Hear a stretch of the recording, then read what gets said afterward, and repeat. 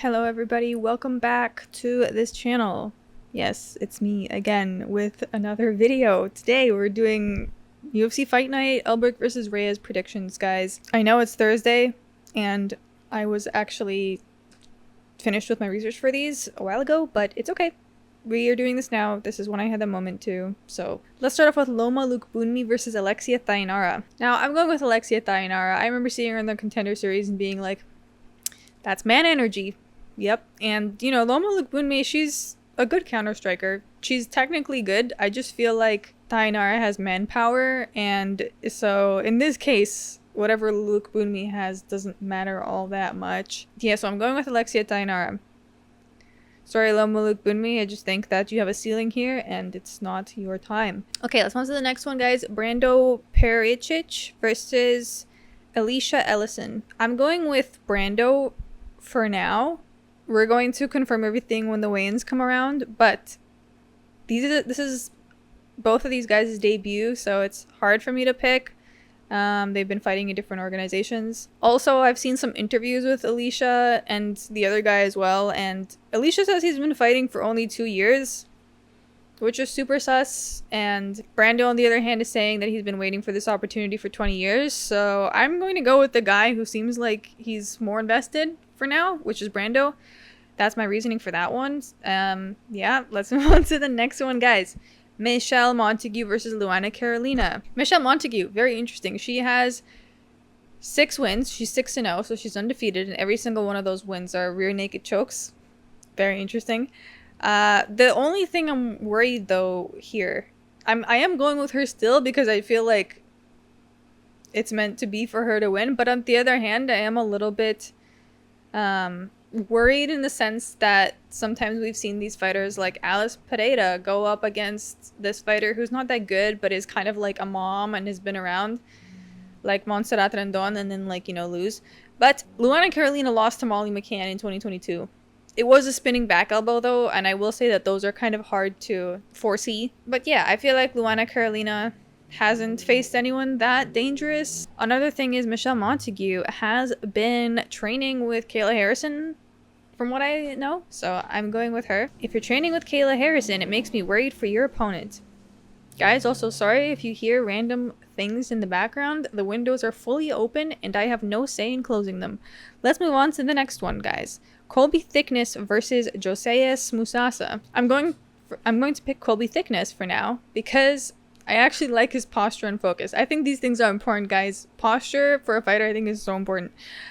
Sometimes it can be. Sometimes I feel like it really can be. Something I've noticed about Musasa is that he performs a lot of unnecessary moves. For instance, if his first shot doesn't land, he'll still carry out the combination. And so the rest of the combination obviously won't land either. And I just feel like against somebody who's actually locked in, this sort of thing won't slide, you know? So I feel like we're going to find something. I feel like Colby Thicknesse is going to get a KO, honestly. I feel like Colby Thicknesse is going to get a KO. I would not be surprised. Let's move on to the next one, guys. Jaime Mullarkey versus Rolando Bedoya. I'm going with Jaime Mullarkey via better training. Bedoya has showcased his lack of answers many a times, which is also really sus considering that his previous opponents didn't exactly have the best fight IQ. I just have an issue with the fact that Bedoya has consistently looked like he's had a training deficit. So even though Mullarkey isn't like this scary, big, powerful dude, I feel like he's technical enough to get a win against Bedoya without many issues. We're going for a Jaime Mullarkey decision here. Okay, let's move on to the next one, guys. Jonathan Micallef versus Oban Elliot. This one will definitely have to be confirmed at the weigh-in, but for now I'm leaning towards Oban Elliot. He's definitely got more of a wild style. Like, I noticed him just going in with the fearless kind of attitude, and I think this approach will actually work against a slower, stiffer dude like Micallef, because something I've noticed about Micallef is that he usually does well against opponents that are also kind of cautious like him, because that gives him a moment to kind of calibrate himself. And I feel like Micallef is generally like pretty decent. He's pretty good, but the issue I have with him is that I feel like he's such an easy target sometimes because he just really doesn't move. You know what I mean? Like, and he will take shots. It's not like he doesn't move and he has excellent defense. Like, no, he'll eat some shots. Again, I've seen Micallef do well against defensive guys, but But against someone pretty offensive like Oban, I just feel like he's going to get KO'd or just lose. I'm going for the KO on this one. I think he's going to get KO'd, to be honest. Okay, let's move on to the next one, guys. Cameron Rowston versus Andre Petroski. I've never seen Cameron Rowston before. He is debuting in the UFC. I will say, though, that Andre Petroski has faced a pretty balanced set of opponents, like strikers, grapplers. He's had pretty decent competition. So I don't know, like, how much of a huge threat Rowston is going to be. Like, what is he going, like, is he really going to show Andre Petroski something new that we won't expect? I don't know. This is another one that I'm probably going to have to confirm more at the weigh-in. But for now, I'm going with Andre Petroski just because I already know who he is and what we're working with here. And again, usually in these situations where there's like an unknown guy, especially on the prelims, they usually underperform. So again, going with Petroski for now. Wait for my final opinion on that when the weigh-ins come around. Let's move on to the next one, guys. Navajo Stirling versus Rodolfo Bellato. I'm going with the undefeated Navajo Stirling. Guys, in case you didn't know, Rodolfo Bellato was KO'd twice by Vitor Petrino. Yes, twice by Vitor Petrino. And for those of you who know what that means, it's not a good sign.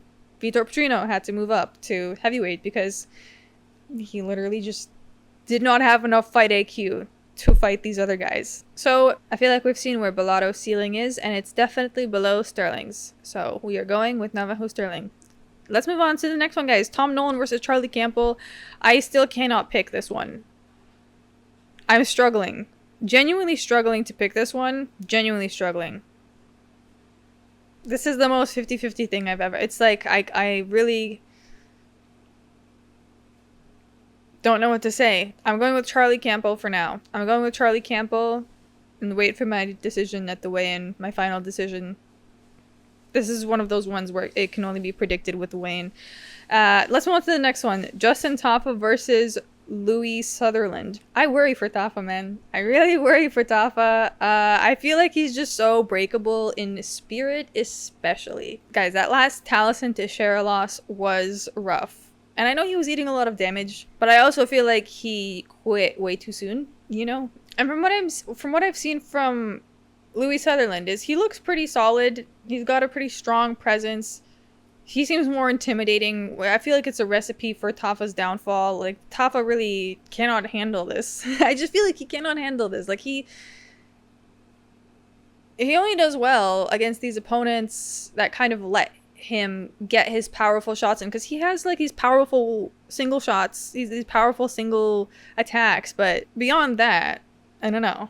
Beyond that, he crumbles. So, like, the last time Tafa won was against Austin Lane. That should tell you something. Austin Lane. You know what I mean? The guy that just... I feel like Austin Lane is just one of these fighters. He reminds me of, like... I had this one friend that did Taekwondo, and I would go and watch her. This was, like, back when I was 10 years old. I would go watch her do her Taekwondo thing after school. And it was usually just like these... I feel like I was watching choreography. It was just this choreographed set of movements. That's what I feel like Austin Lane does out there. Like, he doesn't actually know what he's doing. He just goes out there and performs the choreography that was taught to him in the gym without any sense of why. So Justin Tafa won against this guy. I feel like I can say this about Austin Lane. Anyways, my point is, I don't think Tafa can win against anyone who's an actual threat of any kind, so I'm going with Sutherland by KO. Let's move on to the next one, guys. Jake Matthews versus Neil Magny. I'm going to have to go with Jake Matthews. I thought he looked great against Shirin Jukwani recently. I'm pretty sure he was also the underdog in that fight. I also picked him to win. I also changed my mind at the weigh-ins, but we're gonna forget about that. That was a hasty decision. I initially picked Jake Matthews to win. I will only be changing my opinions at weigh-ins when I'm not sure. Anyways, yeah, he won that fight with Shirin Jukwani. First round rear naked choke. Excellent win. Neil Magny is unfortunately one of these dudes I've noticed that has like kind of this gimmicky factor to him. I'll explain. He moves in this like twitchy way that a lot of fighters seem to think is a good distraction, but they really only end up distracting themselves. which is not a good thing. And obviously sometimes this doesn't matter when the other fighter isn't as locked in. I really feel like the winner of these fights depends so much on which one of them is more locked in. I feel like that's the biggest factor.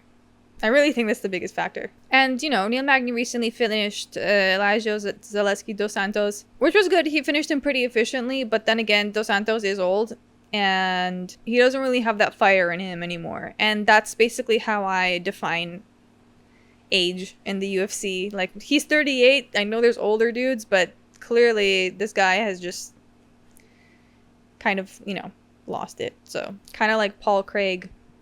You know, R.I.P. Paul Craig. That performance, I mean. Anyways, I just want to say that I've seen Jake Matthews face tougher obstacles with more success and creativity than Neil Magny in the octagon, so I'm going with him. Let's move on to the next one, guys. Jake Jenkins versus Ramon Taveras. I've seen very little of Ramon Taveras, but from what I've seen, he hasn't really fought anyone as good as Jack Jenkins. Also, he's quite stiff. And I feel like this is no bueno when you're fighting Jack Jenkins, because he's just going to kick you brutally until you fold.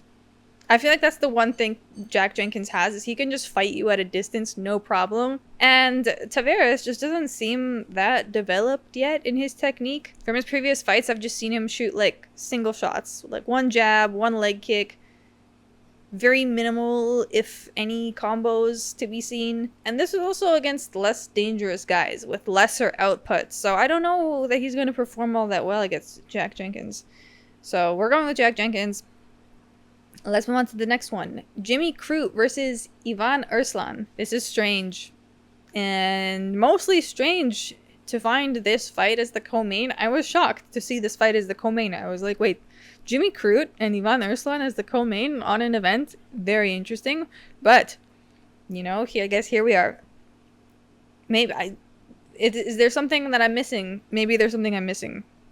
Maybe there's something I was not present for. Anyways, I feel like this fight it depends on Ivan Arslan and whether or not he allows himself to get bullied. Because I think like his main problem is that he does not have fighter aura. He's one of these guys like Alex Morono that just is kind of a gym bro that just started fighting because of the fitness aspect to it. He just does not have that. He just does not have that fighter energy in him, you know? So I guess we'll have to see at the weigh-in. I will be able to confirm this energy with you at the weigh-in, guys. But for now I'm going to go with Jimmy Crute. Even though I don't think he's that good, I feel like Ivan Arslan might be like technically actually better. But also, I just feel like he's going to get backed up and fold. Let's move on to the next one, guys.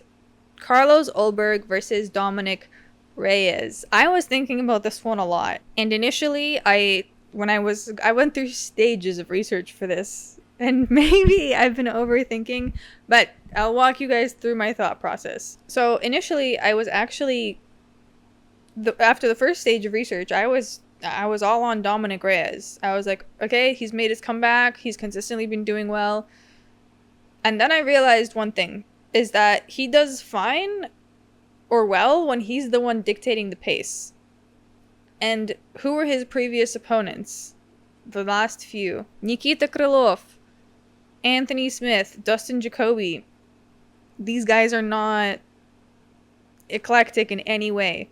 But the guys he lost against, Ryan Spann, Yuri Prohashka, Jan Blachowicz, John Jones, like, I don't remember the John Jones fight. I know there were some conflicting opinions on that one. But Ryan Spann and Yuri Prohashka, for instance, like, I don't think Ryan Spann is that good, but he does have, like, a weird style, you know? Like, he's a little more eclectic. And I don't like that for Dominic Reyes, because Carlos Ulberg actually is more dangerous than Nikita Krylov and Anthony Smith and Dustin Jacoby. So I feel like we're just forgetting this aspect. Anyways, we're forgetting this aspect. And I know that Carlos Ulberg isn't like the most aggressive, the most offensive. He does kind of just like poke with his style from a distance. But I also feel like that's fine, because if that's the case, like, I feel like Dominic Reyes really has to catch you. And he caught Nikita Krylov when Nikita Krylov just kind of went in. But that's Nikita Krylov. Like, I don't think, you know what I mean? I don't think that Carlos Ulberg is going to do such things in there. I feel like he's going to win by decision very slowly for 5 rounds, poke and prod to a decision. That's what I think is going to happen. But yeah, initially I was like, oh, totally Dominic Reyes. And then I thought about it a little more and I was like, wait a second though. Nikita Krylov is not good. Anthony Smith, old man. Just Dustin Jacoby, he lost against Alonzo Menifield. He's not the worst. Dustin Jacoby is not the worst. But Anthony Smith and Nikita Krylov, I don't know. It's fine, I guess. Yes, he got them both. He got them all, actually, in the first round. Except for Anthony Smith. He got him in the second. But I cannot pick Dominic Reyes because I watched the Yuri Prohashka fight and I was trying to figure out, and I had them side by side. This is how into this I got at one point. I had the Dominic Reyes fight against, I think it was Anthony Smith, and then I had the other one the next window against Yuri Prohashka, and I was trying to figure out if there was anything different that I saw in Dominic Reyes between those fights, and the only difference that I saw is the pressure, how it affected him, and nothing else. It's not like I saw something different in his style and his approach, unless I'm totally missing something, like in his energy. I didn't. So that's why I'm picking Carlos Ulberg, though it was very tempting to pick Dominic Reyes at first. Really, it was, and I think that's why the odds are so close and it's like 50-50 on Topology. But I'm going with Carlos Ulberg. Yes, that is the final thought, the final decision. That's all I have actually for this card. Let me go get my bowl because I forgot it. 1 second. Okay, we have collected the bowl. On that note, guys, thank you for watching. Let me know what you think about everything. Like and subscribe. Share your thoughts below. Also, I've had a hard time putting this video out because I've just been feeling so exhausted all week. And sometimes the last thing you want to do when you're feeling that way is sit down and record yourself and post it on the internet. But here we are. It's fine. It's fine. So for those of you that have stayed to this point, thank you. I appreciate you all. Also, I appreciate all of you for watching me through all of this, because I know I haven't been the most reliable YouTuber, but you guys have still stuck with me, so I appreciate that. Thank you. I will try and be more consistent. This video, I'm mostly posting it for that, for the consistency. Because I'm trying not to be like Justin Tafa. I'm trying not to fold when life gets mean. And yeah. That's all. That's all I have to say. Thank you for everything again. I will see you guys on Friday for the weigh-in. That is all. Goodbye for now.